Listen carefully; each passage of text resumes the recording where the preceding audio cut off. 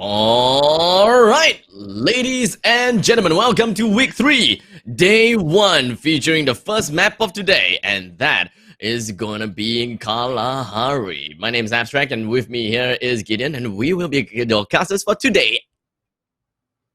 Yeah, it's going to be an exciting round of games, especially since it was the halfway mark. A lot of these teams looking to make sure they secure their spots within the top 12 here, but we're going to be looking over as they are going to be dropping ship on making sure their parachutes land tight and strong because they want to start off this day with a lot of momentum. A lot indeed, especially since that most of these teams they're kind of exposed to a meta game that is a little bit different from the previous weeks because they have reshuffled the placings, they reshuffled the teams as well, so they don't really quite know of how the other players is going to adapt to this current situation. So now is really not about those big IQ 400 IQ gameplays whereby you have to counter the other teams. Now is really all about yourself. This is a very selfish game that they have to do right now. They have to focus on themselves, look at the map, and understand how the circle is gonna be, right? Where the circle is going to be located at, and where is the choke points in order to either number 1 avoid or number 2 engage. Yeah, and I think more importantly, especially since the shift has happened, that a lot of these teams are going to not only need to prepare beforehand about their drop sites, but more importantly, they're going to have to adapt on the fly because there's going to be so many different situations that they're going to be put in that doesn't necessarily coincide with their previous week. So I'm excited to see this because we're already seeing a potential engage between ARG and ECP Eclipse as they look to just kind of hide their way until somebody decides to peek a little too far. Yeah, with the entire view of the map, we don't really have the circle just yet, but we'll be waiting for that. We've got a huge amount of people, as well as the teams is just pretty well spread out. There's literally everyone in north, south, east, west, and even in the center. And you know, it's kind of tough for us to even say anything about where could be the possible choke points. But it can be pretty fair to say that the exterior of the circle for this for Kalahari might be, you know, rather contested. And knowing how Kalahari is usually played, people are usually usually being pretty aggressive right off the bat, right? And this is a kind of a big surprise that none of the teams have gotten themselves into a gunfight just yet. I mean, all teams, they don't necessarily want to get caught out so early on and start taking casualties. That puts you at such a disadvantage, especially at this kind of style of battle royale genre. Making sure that you have the most amount of advantages towards the later stages of the game is always going to be profit. So as of right now, a lot of these teams, I'm surprised that they aren't getting into these gunfights because, again, especially the teams that are looking to maintain their top 12 spot or trying to break into the top 12 are going to need to really step up the game and get a lot more aggressive. Yeah, like Baby Argon, for example, they are currently in 3rd place, but they very well know that they should be, you know, playing aggressively, yet safely aggressive. You know, because there are times that you can be really aggressive, you can be really hot-headed, and you know what? Let's just run straight up this ridge, and let's just bounce right into the apartments and stuff like that. And that is reckless aggressive. So at least Baby Argon, they know that they have that plan in mind. They have a goal that they want to set on, but that they want to be, you know, too quick on their toes to think about what they should do as well. No, that's a really good point because, I mean, especially with this team. Oh, wait, hold on. It looks like the engagement is actually happening here for his Eclipse already taking pot shots into his SAF on the other side. It looks like it's going to be a trifecta of death here as we can see the ARG, just as we were talking about them, probably getting closed in on by SAF. So they got to make sure they secure their perimeters here. Luckily, they have Jabat sitting on high ground, making sure McCrory doesn't get too close because that information is going to be important. But you can see the glue walls have already been deployed.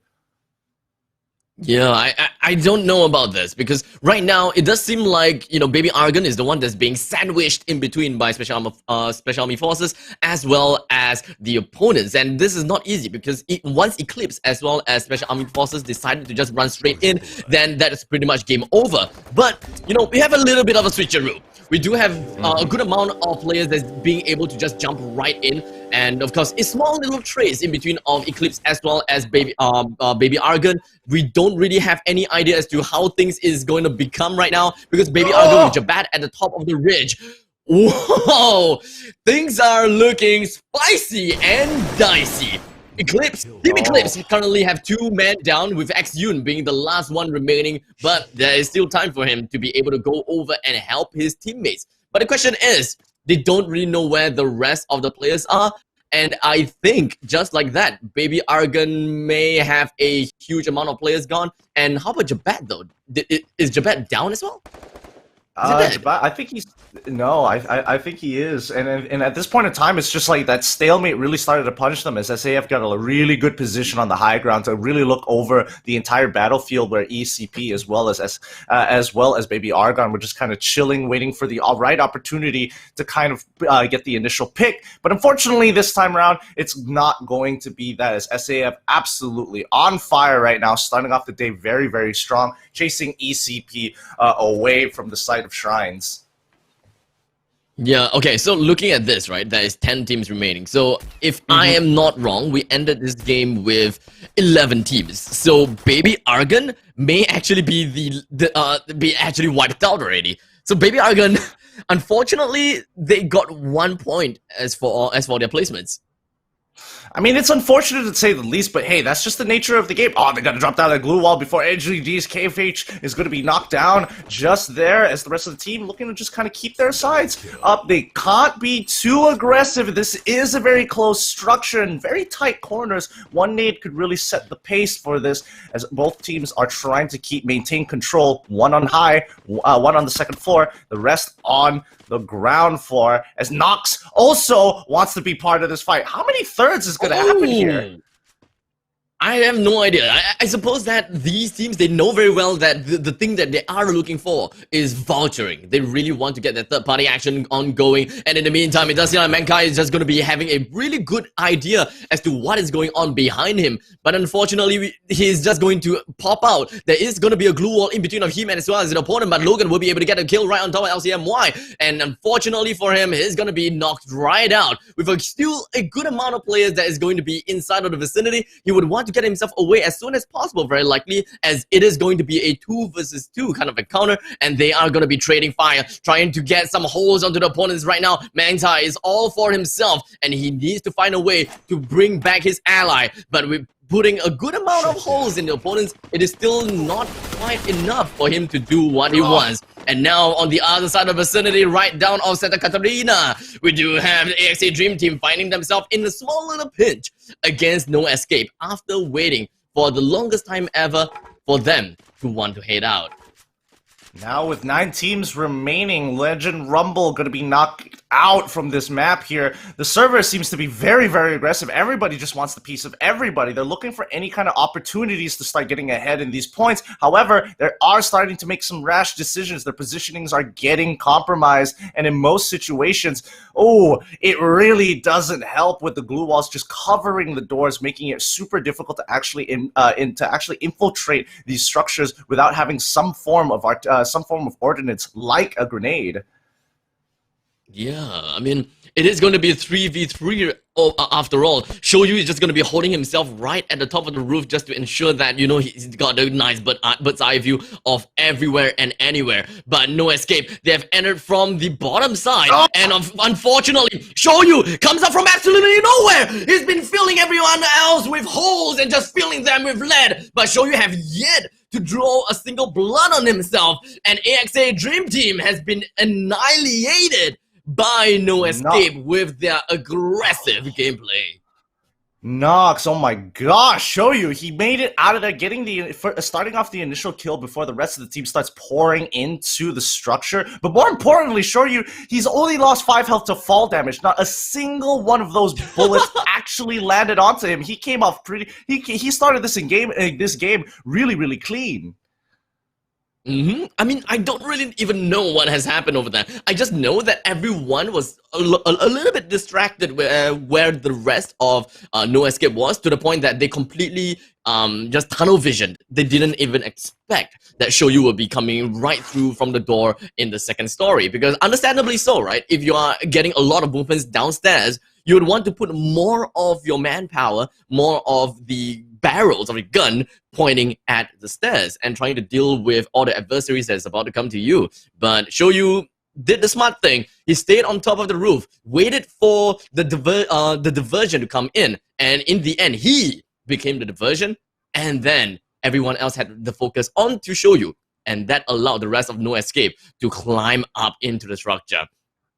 But now we're looking between the engagement of GS and AV, high to low, not exactly the best positions. However, they've got some pretty good angles here as they look to surround the area and push in towards the circle. They can't get caught in the storm so early as they try to gatekeep them from getting on in. If they can get close enough, they will be able to revive one of their buddies as the rest of the team continues to push on up. Those glue walls won't be able to hold through the firepower of AV. All four of their members, their sights locked, but look at the flanker coming on around. You can see Frank, he's taking his time, and I think they just heard his footsteps, so now they are repositioning to kind of get a wider angle just to double check in case that flanker managed to get up onto their high ground. And in the meantime, Eclipse has been wiped out from the surface of this game right just now, ranking at number 8. And Frank, he does have the angle, he does have the information that the rest of AV Elites has escaped from the compound. So it is perfect for Genesis All-Stars to eventually move in because, well, the storm is coming in, the new circle has been popped right out, and they have to make some changes. They have to do something as soon as possible. And it does seem like both teams are exactly doing just that. And in the meantime, Bloody Head has found himself in quite a position, especially under the fire of No Escape. Mark is gonna be covering fire for his teammate and trying to get him up, right up with the glue walls as well. So the rest of Bloody Heads is still pretty much A-okay. But with the AUG, he manages to take one down, but unfortunately it is just a down. So we can't expect too much from that one. Oh, this is going to be big. Even though they got the supply drops, the AUG was looking pretty good until he found the AWM, and now this is going to be a real game because he's just earned himself some big boy guns. Hopefully, some unfortunate fool is going to be peeking out, thinking that he's safe until he hears that crackling roar of the barrel of that AWM. That is not good, man. That is not good to whoever is supposed to be hearing that. Obviously, the wielder is something that's going to be a little bit different. But other than the fact that No Escape currently have 3 kills, they have to find a way to deal with that AWM. And in the meantime, fell to death. Not something that you would expect at this point of the game. But, you know, well, accidents happen. Definitely accidents definitely happen. Well, let's look at the current overview of the map. So far, the circle is kind of closed down towards a pretty large... Yeah, it looks a pretty large structure being enveloped here. But look at the teams on the outside, GS as well as Man. As well. I can't see the last team at the very end. I think it's Bloody Head as well, looking to go into a full engagement. No, it's not Bloody Head. It's GRY, as all of them are just playing around these elevated structures so tightly knit in as 4 X-Men are trying to clear up shop. They've already taken 3 casualties compared to GS. Genesis All-Stars. Frank getting hit by the AWM, and that's what we were talking about.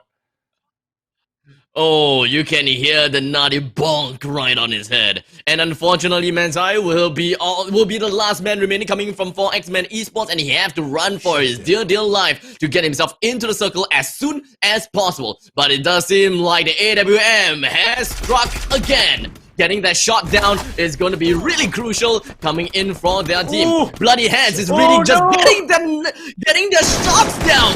AV Elite brings 2 down.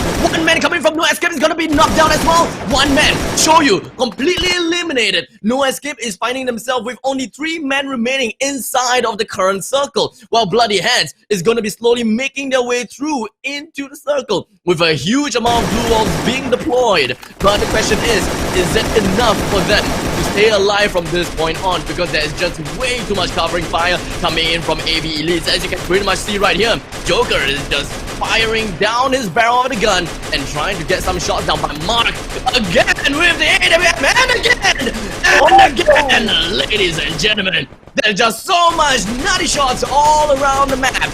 And what can I say about this? Joker is just putting all the shots down, and Mark does it again, over and over again. Man, you are insane. And Garute is gonna be the next one coming in. Everyone else is just getting shot down by Mark.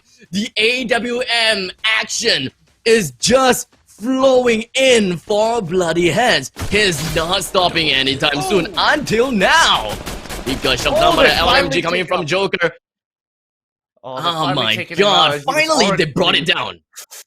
Oh, I mean, it's so tough, like, especially with such a powerful weapon. Now we're coming into the last 4 teams. Once again, Black finds another connection here. As the rest of the team looks to play from high to low. The Gaza is going to be, no, it's not going to be picked up because he's looking for any option to get on to this area. He sees Soft climbing up the stairs, but they've got no grenades, so they have to play this slow. He gets shot in the back once. The shotguns are coming through, and they have to clear up shop. Unfortunately, it's going to be another one getting hit by AWM as everybody's getting thirded, looking to hold this tower. It is a bloody mess as they finally clear up. SAF only take 1 casualty with 2 knocks on their side.